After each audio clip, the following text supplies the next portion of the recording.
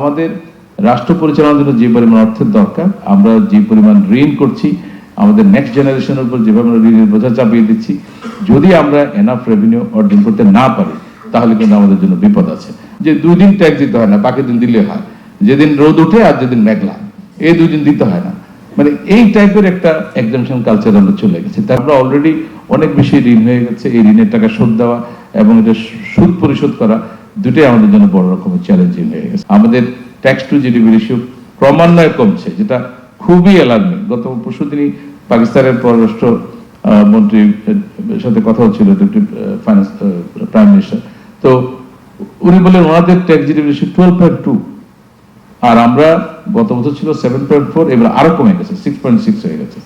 তো এটা দিয়ে সত্যিকার অর্থে আমাদের দেশের মানুষ যে ধরনের উন্নয়ন চায় বা আমাদের রাষ্ট্র পরিচালনার জন্য যে ধরনের টাকা দরকার, আমরা অলরেডি অনেক বেশি ঋণ হয়ে গেছে। এই ঋণের টাকা শোধ দেওয়া এবং এটা সুদ পরিশোধ করা দুটোই আমাদের জন্য বড় রকমের চ্যালেঞ্জিং হয়ে গেছে। তো এটার জন্য আমাদের ট্যাক্স জিডিপি রেশিও বাড়াতে হবে। এইখানে আমাদের ডেফিনেটলি আমরা অনেক কর ছাড় দিয়েছি, কারণ আমাদের বড় দেশ, আমাদের অনেক কর্মী বাহিনী, তাদেরকে এমপ্লয়মেন্ট দিতে হবে। ফলে আমরা দেশি বিনিয়োগকারীদেরকে বলছি আপনারা আসেন, আপনাদের ট্যাক্স দিতে হবে না। বিদেশিদেরকে বলছি আসেন, আপনাদেরকে ট্যাক্স দিতে হবে না। এবং ট্যাক্স এক্সেম্পশনের পরিমাণটা এত ব্যাপক হয়েছে যে আমরা কোনোভাবেই ট্যাক্স জিডিপি বাড়াতে পারছি না। নর্মালি যেটা হয়, আপনি যদি কাউকে ট্যাক্স হলিডে দেন অথবা ট্যাক্স এক্সেম্পশন দেন ফর এ সার্টেন পিরিয়ড, তারপরে দেশের জনগণও তখন চিন্তা করে ওকে, এই ইন্ডাস্ট্রিকে 7 বছরের জন্য ট্যাক্স এক্সেম্পশন দেওয়া হয়েছে, তারা গ্রো করেছে, তাদের কোমর শক্ত করে দাঁড়িয়েছে, 8ম বছর থেকে তারা আমাদের ট্যাক্স দিবে, জনগণ খুশি, 8 ইয়ার থেকে আমার রেভিনিউ, এক্সচেকারের রেভিনিউ আসবে, আমাদের ইনকাম শুরু হবে। আনফর্চুনেটলি এটা 40 বছরের রেভিনিউতে আসে নাই, কারণ আবার এক্সেম্পশন, আবার এক্সেম্পশন, আবার এক্সেম্পশন, এগুলো আমরা কন্টিনিউয়াসলি করে আসছি। মানে ব্যাপারটা এরকম হয়েছে অনেক সময় যে 2 দিন ট্যাক্স দিতে হয় না, বাকি দিন দিলে হয়, যেদিন রোদ উঠে আর যেদিন মেঘলা, এই 2 দিন দিতে হয় না। মানে এই টাইপের একটা এক্সাম্পশন কালচার আমরা চলে গেছি। তাহলে আমাদের কিভাবে ট্যাক্স জিডিপি বাড়বে? আরেকটা জিনিস খেয়াল করেন, আপনারা যারা রিসার্চার আছেন, আপনারা দেখেন আমাদের 80-র দশকে কর্পোরেট ট্যাক্স কত ছিল? 50%। ওইটার সাথে মিল রেখে আমাদের তখন এআইটি গুলো করা হয়েছিল, অ্যাডভান্স ইনকাম ট্যাক্স। সেটা কমাতে কমাতে কমাতে কমাতে এখন 20% হয়ে গেছে। তো ফলে এখন আপনাদের আর ম্যাচ করে না, ওই এআইটির সাথে ম্যাচ করে না। একইভাবে individual tax rate as high as 60% ছিল মার্জিনাল রেট 80-র দশকে। সেই ট্যাক্স কমাতে কমাতে কমাতে 25% মার্জিনাল হচ্ছে, এখন 30 হয়েছে। তা আসলে আমাদের জন্য যে পরিমাণ রেভিনিউ দরকার, ডেফিনেটলি লিকেজ আছে, আমাদের ইনএফিশিয়েন্সি আছে। সেটা যদি আমরা স্বীকার না করি, আমরা কোনোভাবে সামনে আগাতে পারবো না। ফলে আমাদের প্রথমেই রেভিনিউ অফিসার হিসেবে, রেভিনিউ অ্যাডমিনিস্ট্রেশন আমাদের স্বীকার করতে হবে আমাদের অনেক অনেক সমস্যা আছে, এবং এই সকল সমস্যার সমাধান আমাদের একার পক্ষে করা সম্ভব না। আমরা সিস্টেম এন্ড প্রসেস ঠিক করব, আমরা একটা ট্রান্সপারেন্ট ট্যাক্স অ্যাডমিনিস্ট্রেশন করার চেষ্টা করব, আমরা আমাদের কাজটাকে ভাগ করে ফেলবো, যে কারণে আমরা সেপারেশন অর্ডিন্যান্স হয়েছে। আমি যেটা দেখেছি যে এনবিআর চেয়ারম্যানকে তার টাইমের 90%ই পলিসি ইস্যু নিয়ে কাজ করতে হয়। যত মানুষ তার সঙ্গে দেখা করে, যত গ্রুপ তার সঙ্গে দেখা করে, সবই কিন্তু পলিসি ইস্যু। তো তাহলে ওনার যে মূল কাজ, যে ট্যাক্স আদায় করা, ঠিক মতো আদায় হচ্ছে কিনা, কিভাবে এটা করবে? যে কারণে আমাদের এই প্রবলেমগুলো হচ্ছে। আমার মনে হয় আমরা নতুন যে সিদ্ধান্তটা নিয়েছি যে আলাদা করে একজন নেতৃত্বে থাকবেন যিনি ট্যাক্স ম্যানেজ করবেন, কালেকশন করবেন, আরেকজন হচ্ছে পলিসি নিয়ে কাজ করবেন। এটা যদি আমরা সাকসেসফুলি করতে পারি, সবার সহযোগিতা লাগবে, তাহলে একটা গুণগত পরিবর্তন আসবে। একজনের কাজ যখন দুজনে করবে, ডেফিনেটলি আপনারা বেটার রেজাল্ট তখন দেখতে পাবেন। সব মশার বিরুদ্ধে সুরক্ষা দিতে এলো বসুন্ধরা এক্সট্রিম অ্যারোসল, মশার বিরুদ্ধে এক্সট্রিম সুরক্ষা। আর পরিসংখ্যান নিয়ে কিন্তু ঝামেলা আছে। যেমন স্যারও বললেন, আমাদের রিসার্চারও বললেন যে এত এত কোম্পানি, এদের ট্যাক্স ফাইল নাই কেন? এটা আমি বিজনেস স্টুডেন্ট হিসেবে যেটা বুঝি সেটা হচ্ছে যে যখন কোম্পানিগুলো তৈরি হয়, এটা অনেকটা একটা বড় বনে গাছ লাগানোর মতো। 1 লক্ষ গাছ লাগানো হয়েছে, 10,000 গাছ দাঁড়ায় আসছে, বাকি 90,000 কিন্তু মারা গেছে, উঠতে পারে নাই। এই কোম্পানিগুলো এরকম, এই কোম্পানিগুলো মানুষ করেছে, ব্যবসায়ীরা করেছে, অনেক কোম্পানি দাঁড়াতে পারে নাই, এগুলো আসলে এক্সিস্ট করে না। কিন্তু এগুলো বন্ধ করতে গেলে আদালতে যেতে হবে, এটাকে লিকুইডেট করতে হবে, তারও একটা বড় খরচের ব্যাপার আছে। যে কারণে এগুলো আর লিকুইডেশনও হয় না, কাগজে রয়ে গেছে কিন্তু প্র্যাকটিক্যালি এগুলো নাই। ফলে এই গ্যাপটা কিন্তু থাকবেই। এমন না যে কোম্পানি এক্সিস্ট করছে তারা ট্যাক্স দিচ্ছে না, কারণ কর্পোরেট ট্যাক্সের ক্ষেত্রে আমাদের এই যে ম্যাচ করা, এবং আমরা কিছু করেছিও বোধহয় একটা সময়, ওখান থেকে ডাটা এনে জোর করে রেজিস্ট্রেশন দিয়ে দিয়েছি, ফাইল চালু করেছি, দেখা যাচ্ছে এখন এগুলো নাই। তো এই জিনিসটাও বুঝতে হবে আমাদের একটা কালচারে।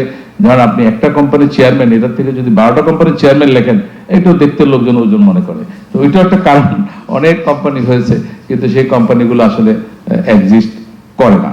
তো আমরা সবার সহযোগিতা নিয়ে সামনে এগোতে চাই। আমাদের অনেক পরিকল্পনা আমরা করেছি এবং সেই পরিকল্পনাগুলোকে যদি বাস্তবায়ন করতে পারি, একটা বড় প্রজেক্ট আমরা হাতে নিয়েছি বিশ্ব ব্যাংকের সহায়তায়। সেখানে আমরা বলেছি যে এভরিথিং উই ডু আমরা অটোমেট করবো, এন্ড টু এন্ড অটোমেশন। আর যদি আমরা সবাইকে কানেক্টেড করে ফেলতে পারি, এটা যেটা সবচেয়ে বেশি জরুরি, প্রত্যেকটা জায়গায় ডিজিটাল যদি হয়ে যায়, সবকিছু যদি ফর্মালাইজ হয়ে যায়, তাহলে কিন্তু আপনি প্রথম টিপ দিলে আপনার ভ্যাট রিটার্ন হয়ে যাবে, আপনার ট্যাক্স রিটার্ন হয়ে যাবে। আমাদের এখানে কিন্তু অনেকগুলো পার্টি জড়িত। আমাদের যেমন অডিট রিপোর্ট যেটা হয়, এটার কোয়ালিটি নিয়ে বড় প্রশ্ন কিন্তু আছে, এটা সত্য কথা, যে সেটা কমপ্লিট পিকচার কিনা। এবং আমাদের অডিটর যখন রিপোর্ট দেন, দেখুন যে সেখানে যে ডিসক্লেমার গুলো আছে, তাতেই বোঝা যায় যে এটা আসলে পুরোটা কিন্তু এখানে উঠে আসে নাই। প্রথমে বলে দেয় এটা কিন্তু আমি র্যান্ডম বেসিসে করেছি, এটা প্রিপারেশন কিন্তু আমি করি নাই, এটা করেছি প্রিপেয়ারের।